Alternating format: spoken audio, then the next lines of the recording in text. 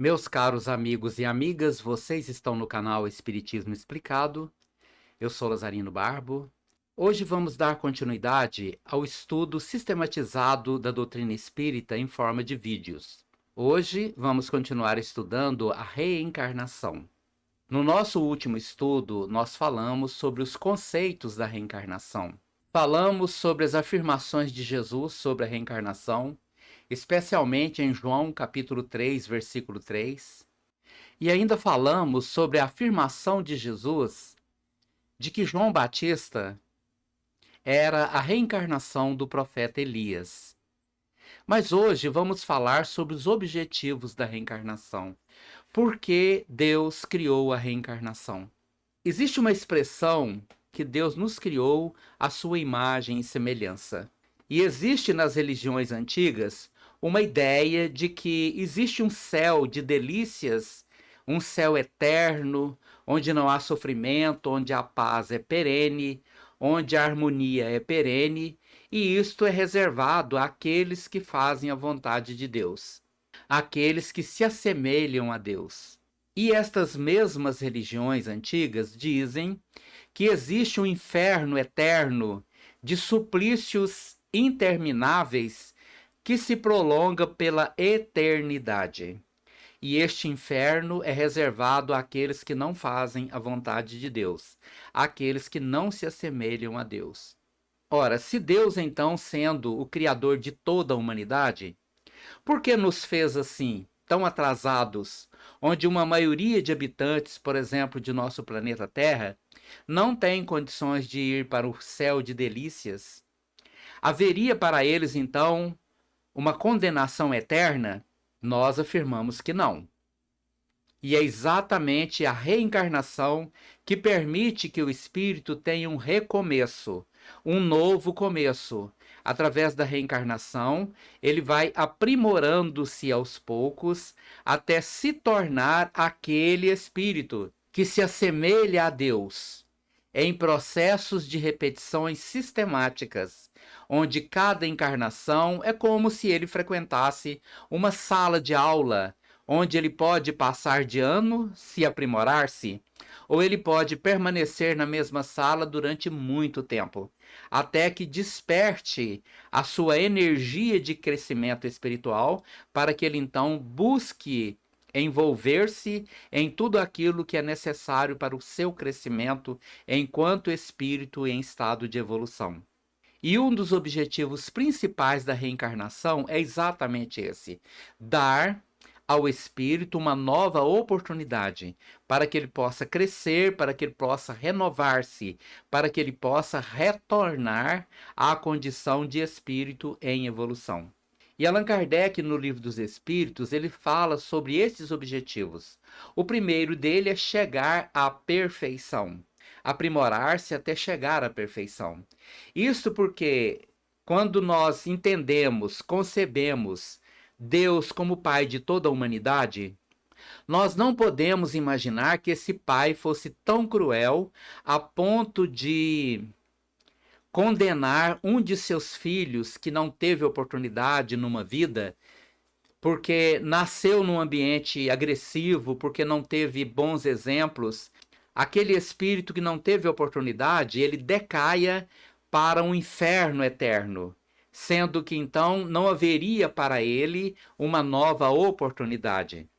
Se nós, sendo maus, damos uma nova oportunidade àqueles que erram, o que dizer de Deus, que é todo poder e bondade, que também não daria uma nova oportunidade aos seus filhos? Então, através dessa repetição contínua de experiências, o espírito vai atingindo a sua perfeição, aproximando-se cada vez mais de Deus. Existe um outro objetivo previsto para a reencarnação, que é a expiação e melhoramento progressivo da humanidade. A palavra expiação, ela é sinônimo de sofrimento. Expiação dentro do espiritismo é sinônimo de sofrimento. Quando você vê aqui no mundo físico espíritos encarnados portando doenças gravíssimas, ou aqueles que nascem portando graves deformações físicas e mentais, ou doenças que não vão ter cura durante toda uma existência, você então está olhando para este processo expiatório, pessoas que nasceram para sofrer. Este sofrimento, ele é derivado das ações das pessoas em outras existências. Elas sofrem porque fizeram outras pessoas sofrer. As leis do karma, ou as leis de ação e reação, elas têm um significado muito interessante. Tudo aquilo que você faz com que os outros sofram, ou tudo aquilo que você faz com que as outras pessoas passem, volta para você, tanto de coisas boas quanto de coisas ruins. Eu sou o responsável por minhas atitudes. E se eu provoco o sofrimento de alguém, este sofrimento retorna para mim. Se eu faço os outros felizes, esta felicidade volta para mim. Eu sou o causador de uma ação quando eu provoco o sofrimento na vida de alguém, quando eu me envolvo com o crime, com a maldade, com os maus pensamentos, com os maus sentimentos, eu provoco o sofrimento. É uma ação que eu provoquei. Aquela energia mental e emocional vivida por uma pessoa e foi provocada por mim, retorna para mim em forma de energia que agrega-se ao meu perispírito. E em um determinado momento, em uma próxima vida, aquela energia de sofrimento agregada ao meu perispírito vai produzir para mim um corpo onde nele eu viverei tudo aquilo que está relacionado aos sofrimentos que eu provoquei na vida de outras pessoas. Por isso, de expiação em expiação, ou de provação em provação, porque a provação tem um contexto diferente. A prova, eu posso pedir uma prova em que eu venha ao mundo reencarnar para poder viver uma experiência, às vezes dolorosa, porque eu preciso daquela prova, eu preciso passar naquela prova, eu preciso afirmar onde é que eu estou na minha trajetória evolutiva. Já na expiação não tem escolha. A pessoa retorna obrigatoriamente para viver uma experiência dolorosa, porque ela está submetida às leis de ação e reação. Um outro objetivo, que é igualmente ligado ao anterior, que é sofrer as vicissitudes da existência corporal. Isto é muito sério e muito grave. Porque no plano espiritual, quando estamos desencarnados, nós continuamos a aprender. Nós aprendemos, nós estudamos, existem escolas magníficas no plano espiritual, existem lugares de aprendizado permanente no plano espiritual destinados, logicamente, a quem quer aprender, a quem busca o aprendizado, a quem quer desenvolver as suas potencialidades adormecidas enquanto espírito imortal. Mas é no mundo físico que nós passamos pelas provações. Aqui é que nós seremos testados, porque ligados a um corpo físico que é pesado, tem suas próprias necessidades, corpo físico no qual somos submetidos a leis naturais, que muitas vezes já gostaríamos de ter superado. E ao viver ligado a um corpo físico, e esse corpo físico então atrai para si todos os conteúdos doentios, desequilibrados, presentes em nosso perispírito, nós então passamos pelas dificuldades inerentes à reencarnação. Exatamente porque estaremos ligados a um corpo físico. E nisto nós vamos progredindo aos poucos. Alguns progridem mais rápido, outros mais lentamente. Mas Deus tem paciência e espera que nós venhamos a conquistar a nós mesmos através da continuidade neste processo interminável de evolução. Porém, a reencarnação, ela não é definitiva. Nós não estaremos sempre ligados à necessidade da reencarnação. Nós vamos obrigatoriamente reencarnar enquanto não superarmos as nossas dificuldades evolutivas. Enquanto nossa mente estiver ligada a maus pensamentos, maus sentimentos, atitudes que são destrutivas com relação a nós mesmos ou aos outros, enquanto agirmos assim, estaremos ligados à obrigatoriedade da reencarnação. Mas quando superarmos esta fase, não precisamos mais reencarnar.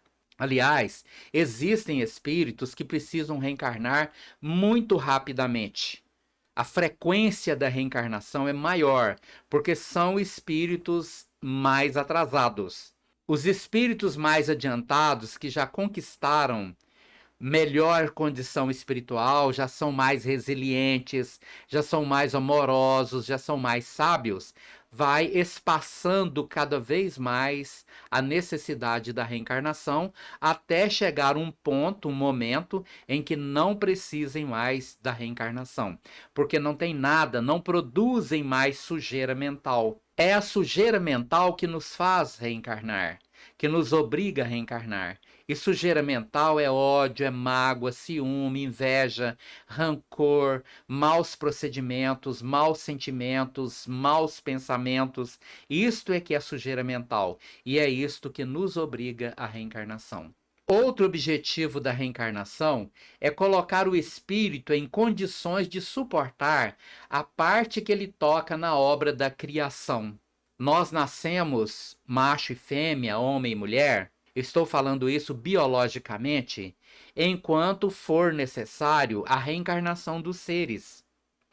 Enquanto for preciso a reencarnação dos seres, nós precisamos de ter o macho e a fêmea, o homem e a mulher.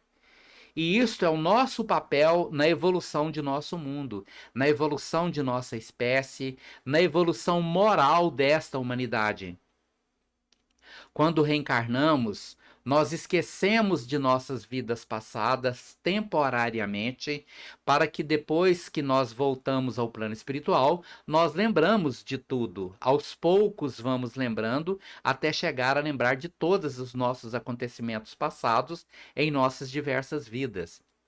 Mas quando chegamos aqui, ao esquecermos, nós temos de fato a oportunidade de um novo começo.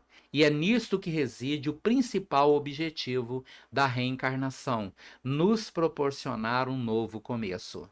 E para finalizar, o espírito, quando reencarna, concorre para o progresso do planeta, o progresso dos outros e, finalmente, o seu próprio progresso. Isto é lógico que depende muito de nossas ações.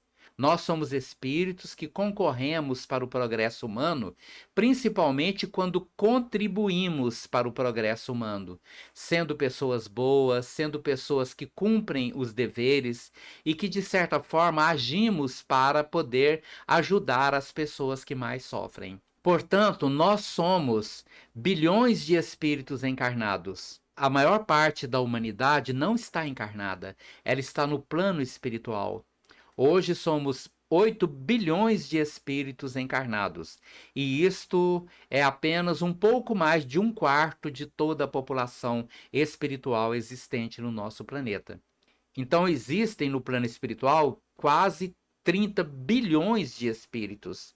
E apenas uma parte menor estão encarnados. O restante mora nas dimensões que envolvem a Terra e que fazem parte das moradas que Jesus se referiu quando ele disse que há muitas moradas na casa de meu Pai.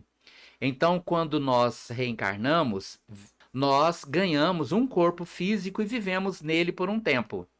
Quando nós desencarnamos, nós voltamos para o plano espiritual, portando nossos perispíritos, porque o seu perispírito nunca deixa de existir. É um envoltório que você usa para sempre. Retornando ao plano espiritual, você leva com você o seu perispírito. Quando você reencarna, você continua com seu perispírito, mas ganha um corpo físico. Esse corpo morre, você volta para o plano espiritual imediatamente naquilo que nós chamamos de ressurreição. Existe uma interpretação muito errada do significado de ressurreição. Ressurreição é voltar para o mundo espiritual. Morre o corpo material, ressuscita no plano espiritual com seu corpo espiritual, que é o perispírito. Retornar para este mundo aqui é reencarnação. Você reencarna e depois você desencarna e ressuscita no plano espiritual. Aí, enquanto você não se aperfeiçoar suficientemente, você novamente vai reencarnar e novamente esse corpo vai morrer e novamente você volta para o plano espiritual. Então, assim, nós vamos progredindo gradativamente até chegar à perfeição. Se você tiver alguma pergunta sobre esse tema, pode perguntar aí nos comentários dos vídeos que eu vou responder. Muito obrigado pela sua atenção, muito obrigado pela oportunidade e muito obrigado por você estar aqui. E deixe aí o seu like.